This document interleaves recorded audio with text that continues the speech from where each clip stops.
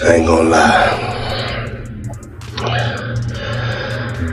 I've been holding a lot of shit in lately. Man, I just had like a 3.5 hour cry. What do I owe the pleasure? What do I owe the pleasure? Last time we been together, we wash your car for you. We wash your car. We wash your car with no shame in our hustle. When you got them getting into that wash, and you know that chip gonna be good like this goddamn this cold. Y'all better start buying this slippery soap, man. The whole game is shaking right now. 50 Cent just unleashed recordings that have Rick Ross scrambling and furious. This isn't your typical rap feud. This is a full-scale clash with major consequences. We tracked down exactly how these powerful audio leaks hit the internet, and once you hear what's in them, you'll know why Ross is suddenly under pressure. 50 didn't just make a move, he changed the entire strategy, and now the storm has officially begun. New York, just like Mount Vernon, New York City, Mount Vernon, and Miami, all that is the same, bruh. Nobody wants to be near him. Nobody wants to touch what he touched, be where he at. You understand? It's crazy, bruh, how his fall from grace, which was never from grace. It's just like the devil just kicked him out of hell. Because he was never in nothing graceful and did anything graceful. You know what I'm saying? I don't care what you say about, okay, he did the music, he had the bad boy legacy and everything like that, man. But, you know, a few albums, a few people, you know, made to be famous, but they not here to tell their story. Black Rob, Biggie, Craig Mack. They not here to tell their story, bro. And now you got everybody telling his story. Yeah, and I know 50, he did a recent interview with US Weekly saying that the reason why rappers are quiet about, you know, Diddy's situation is because they've been to his parties and they don't know what got caught on tape. Bro, those people who was caught at Diddy party did not know that he had 250 tape recorders in that house. Girl, pay attention. 50 Cent has been moving in silence, and now the strategy is crystal clear. Back when Ross tried to clown him with the Officer Ricky stuff in 2009, everyone assumed it was a simple back and forth. But 50 was thinking ahead while others chased headlines. As Ross flashed business wins and shiny luxuries, 50 stayed patient, collecting proof, studying every move. Ross started feeling unstoppable, celebrating new ventures and acting like the king of the moment. And that's exactly when 50 fired back. Those subtle Instagram jabs about fake success, they were just early warnings. Then, out of nowhere, no caption, no hype, 50 unleashed that recording. One drop and everything flipped. The internet erupted, the music world froze, and Ross suddenly realized the game wasn't what he thought it was. But he had 250 tape recorders in that house that they took, that the feds found.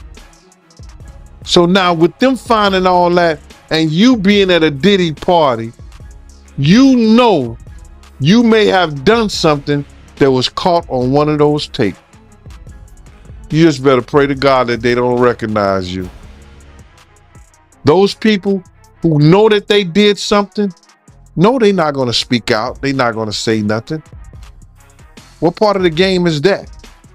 They are not going to come forward and tell on themselves. Nah, not at all. Ice Cube, he said it himself, bro. He said that Diddy's been targeted because of what he said about those folks and those people. Now, the people who was on those tapes may feel like Diddy might be targeting them. Because if he's asked about who is this, who is that, and he's under oath with the federal government, he got to tell them. He's not going to plead the fifth. Yeah, I know that got to be a terrible feeling, man. You know you did something wrong at Diddy party, and you hoping and praying that it's not caught on tape. But they don't think they did nothing wrong. That's their lifestyle. That's their lifestyle, bro. I ask guys all the time, if two men lay down, how many homos get up? What you mean? I mean what I mean.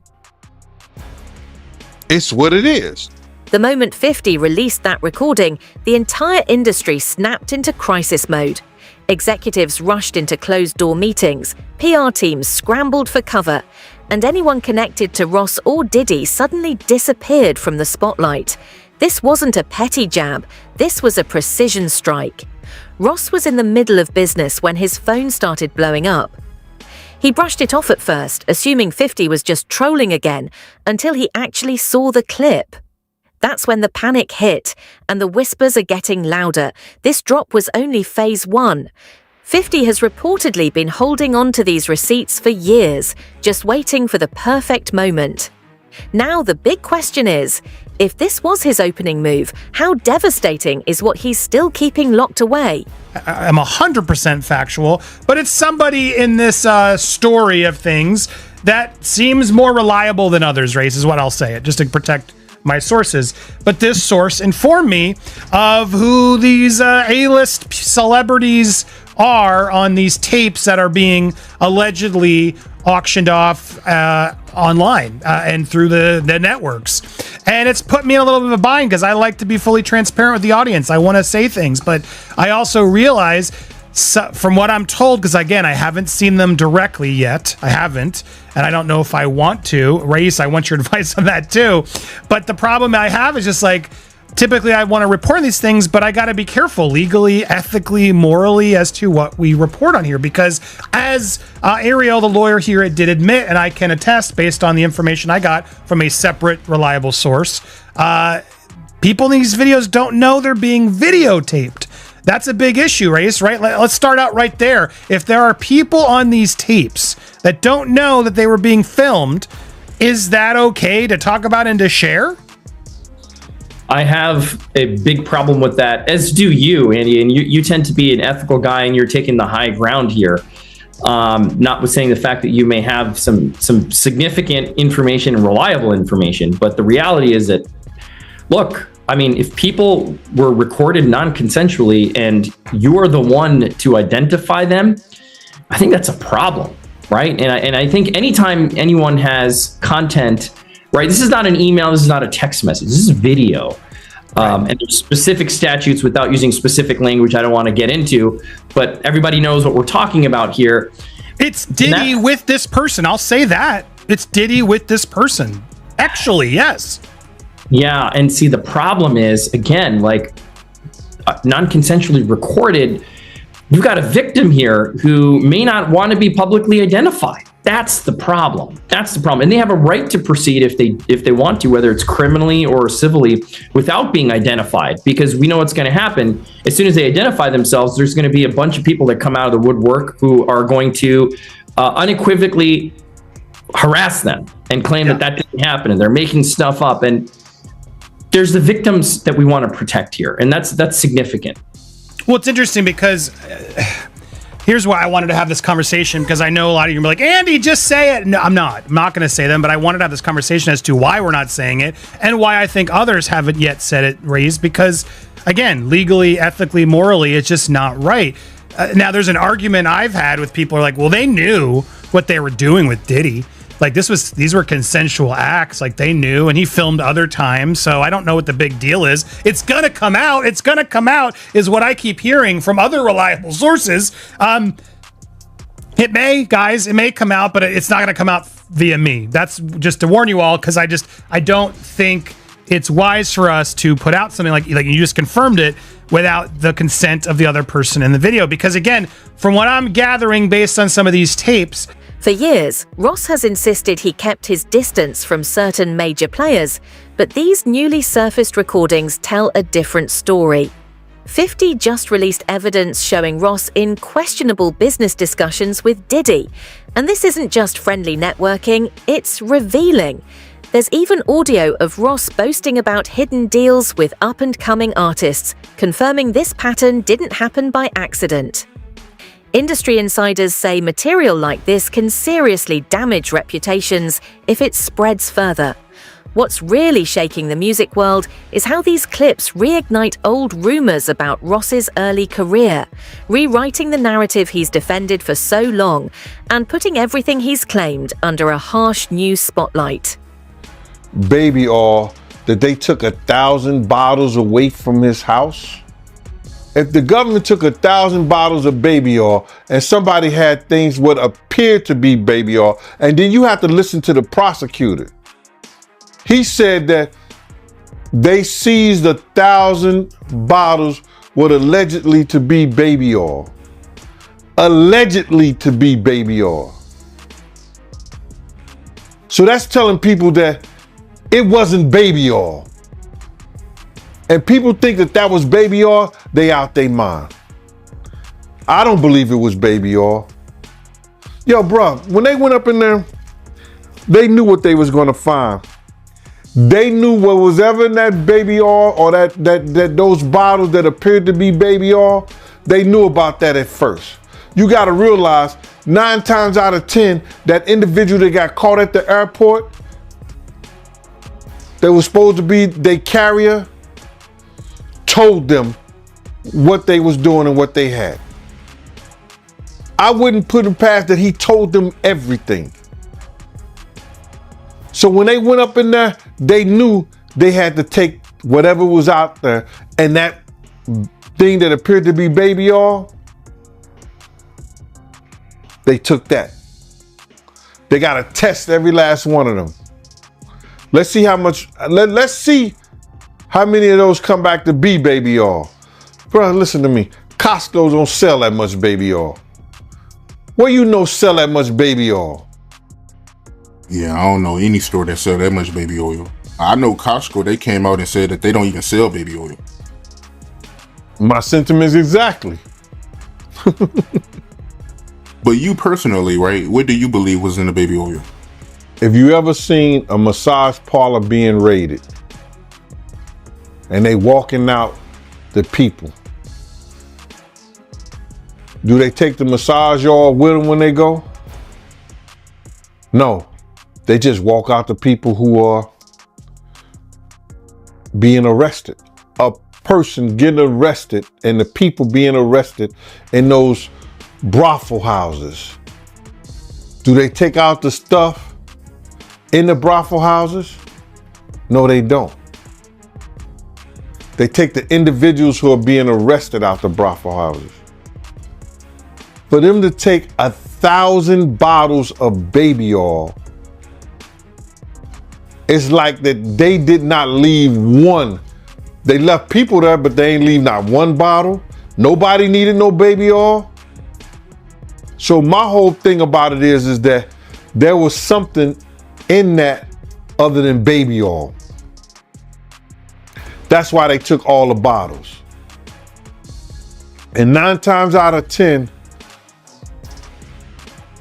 if I would give it a wild guess, it was, and like some of the people told me, it was probably that GHB. What's that? I think it's gamma hydrox.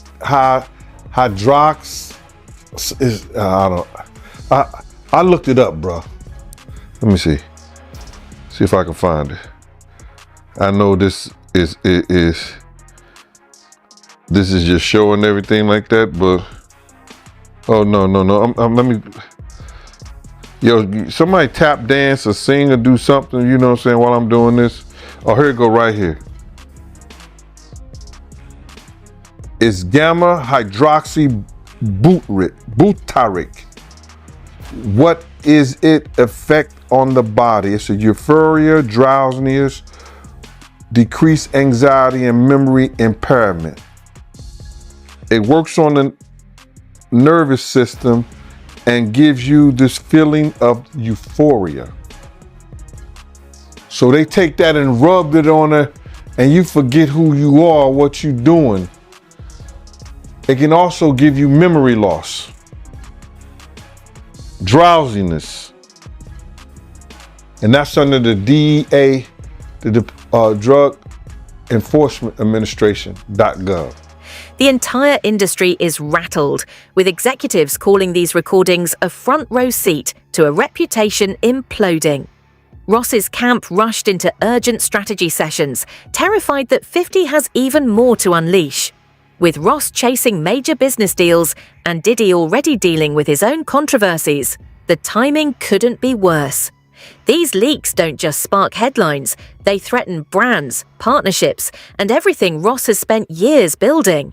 And every time Ross tries to deny something, another piece of evidence appears, pushing the pressure higher. The moment Ross saw what 50 put out, the situation instantly escalated from trouble to a full-on crisis. Activities together is what this is. And again, that's a potentially outing of somebody as well. You know what I mean? There's so many things here that happen in releasing of this private consensual moment that while salaciously everybody wants to know, and people are messaging me all the time, Andy, who's waiting? And it's like, I'm not gonna say, because there seem to be way too many things that these people in the tapes, whether consensual, whether they, whatever, didn't agree to put out there. And I would think that's a legal issue too for anybody who puts these out first, no? Yeah, you nailed it. You can't without the consent of the victim. That's the problem. Somebody thinks that somebody has no idea, right? You said, well, didn't they know they're being recorded? No. I mean, in these situations, the assumption is they did not know. And that's what we believe right now is the victims did not know that they were being recorded. If the victim comes out and says, okay, yes, I knew I was recorded, and a statement is provided, that's a different story. But of course, you don't know that. So you, Andy, probably can't be the one to break that ice and be like, well, this is what I heard and this is what I know, and so I'm going to say it. And there's all kinds of hairy legal issues on that, right? With privacy and intrusion on seclusion is what we call it. It's a privacy violation. There could be defamation implications. There could be criminal implications. So you're doing the right thing by treading carefully. And I think more people should do this rather than get into speculation. Now, if you see the videos, even still, right? If somebody takes the not to interrupt, but that's the question. Like, am I allowed to see these videos? Like, if I were to ask this source, show me the videos, do I put myself in worse legal jeopardy? That's another distinct legal issue, right? It's like you're watching something that someone didn't know they were being recorded of doing, right? And so it's dicey. It's dicey. Now, it would be different if you were an attorney and somebody's coming to you for purposes of defense or prosecution of a claim, a civil claim, or the filing, of some action to recover damages. That's a little different. But for purposes of, hey, look what I got, juicy gossip, and there are reporting outlets that I won't mention that will do stuff like this. I don't know that it's the smartest thing to do. I don't know that it's the careful thing to do. That's for sure. Or it's the ethical or moral thing to do. Yeah, it is exactly. I'm not a lawyer, but maybe this source will show you, and then you can verify what we know. But here's the other problem. Even if we verify what we know, like as I watched what Ariel, the lawyer, got these tapes, and even again, I don't want to get into the details, any remote details that could help explain or allude to even more of theories that are out there, or debunk or confirm. But I will say, hearing what I heard, which again isn't confirmation, but hearing what I heard, it makes me dislike what Ariel's doing even more, because I think there are going to be people out there, if this information does get out in some way, that are going to deny that these people are victims, that they're going to try to say, oh no, they're just consensually thing and they were hiding this affair and yada, yada, yada. And I don't see it that way personally. I mean, and granted, I haven't seen or know, like this isn't somebody involved from what I've gathered in these tapes of them, doing it to others in a way, criminally, like we've heard in some of these suits. This is just, it almost feels like, again, if it's real, like blackmail material that Diddy keeps to sort of hold over these people's heads.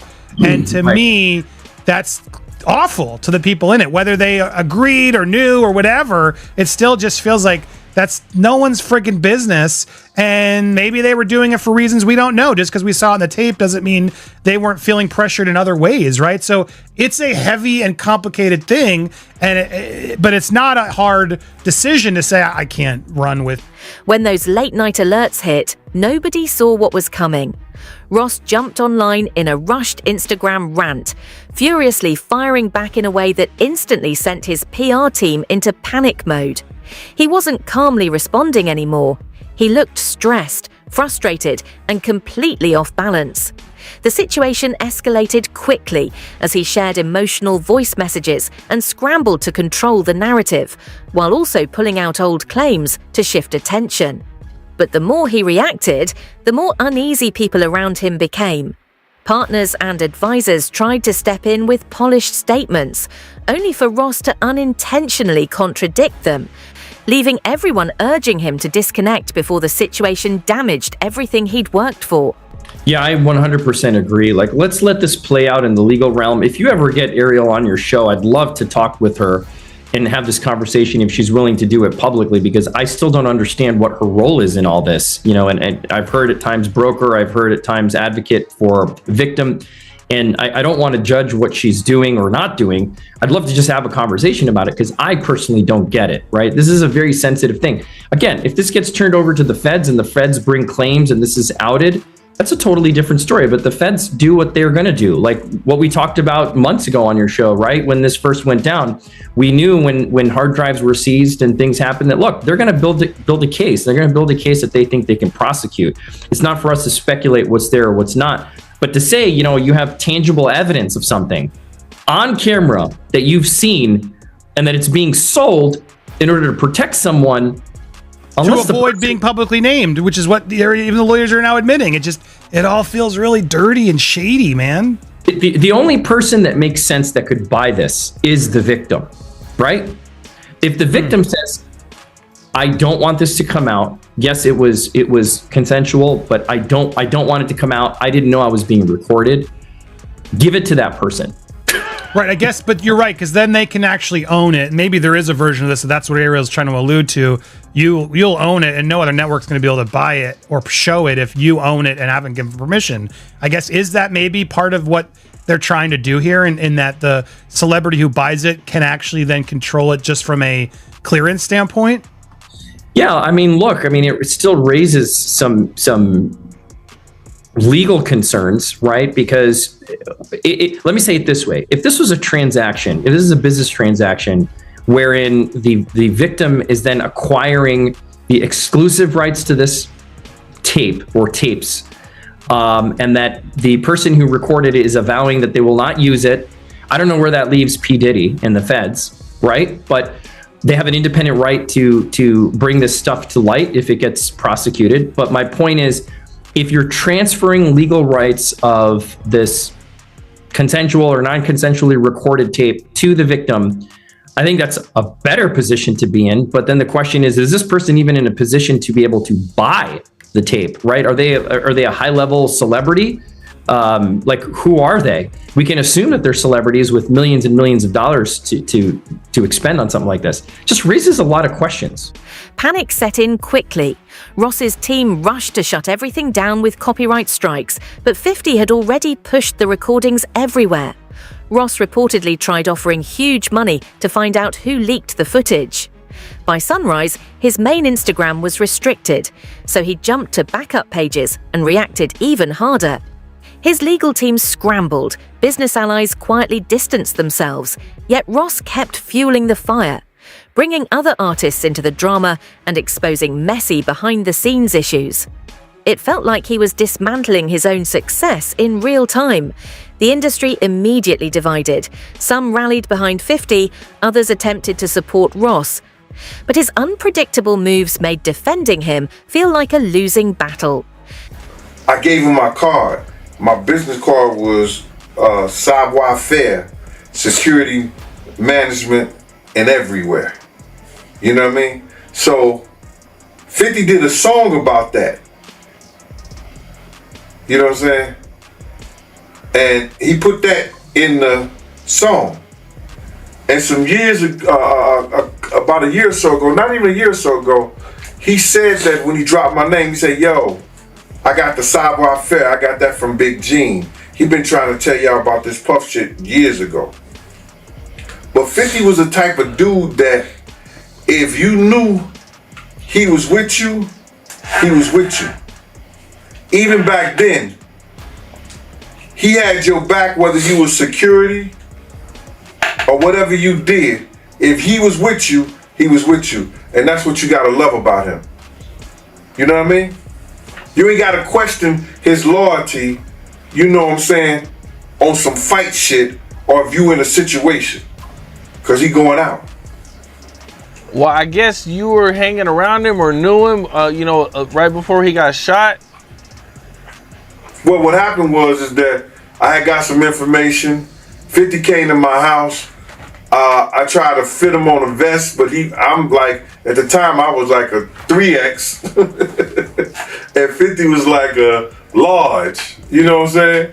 So he couldn't really fit the vest, but I gave him a cover to try to tell him, because he had some pads, some vest pads. So I just told him what the situation was that I knew. And told him he had to watch himself because those cats was gonna come at him. You know what I'm saying? And he was like, yeah. And he was supposed to be going to Cancun. And I told him, if you come to Cancun, I got you, because I used to be down there doing security at Daddy-O's. You understand? And I had people down there that I had knew that was from Puerto Rico, and they was working down there, so they should make sure when I hit the island, anything and everything I needed, I could get it right there on the island. You understand? They work directly with the syndicate.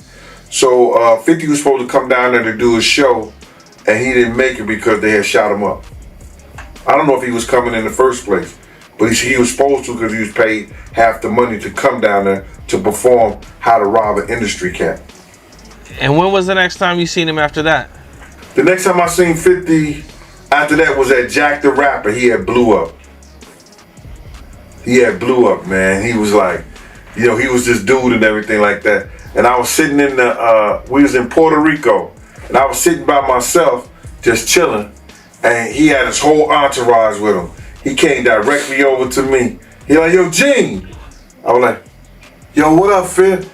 I said, what up, 50? He said, what's up, man? He said, yo, put his hand out to me, and he grabbed my, he said, yo, they can't stop what God got planned. Went on about his business. And then he blew up crazy. Crazy, man. Yeah.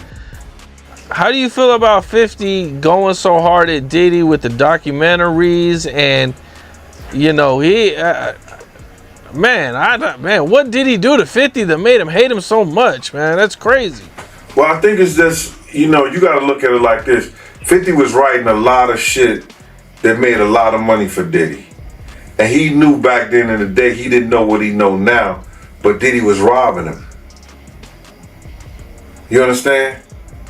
Mm-hmm. Bringing those kids in and say, yo, here, write this verse for me, man, for this, stuff like that, and giving them $5,000, you understand? Or $10,000, and you making $100,000 or $200,000 or maybe $2 million off of it, or $1 million, whatever the case may be. See, people call that good business. That's not good business.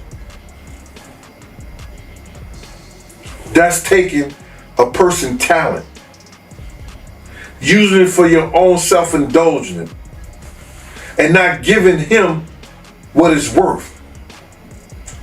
When you could have been teaching these kids, you could have been helping these kids, and maybe these kids would have been helping you at the point you are right now. So, if that's the case, he have every right. But 50 is doing this for the culture. You understand? If it's going to be told, he going to have it, and it's going to be told the right way. As the chaos unfolded, the industry revealed where it really stood. Meek Mill suddenly showed love to 50's posts, major names quietly unfollowed Ross, and planned collaborations began disappearing without a word. DJ Khaled stayed quiet. French Montana dropped a subtle message about karma, and Future posted many men like a warning shot. Even Drake slipped in a cryptic line about loyalty that had everyone talking. The message couldn't be clearer. Support for Ross was fading fast, and the shift was happening in real time.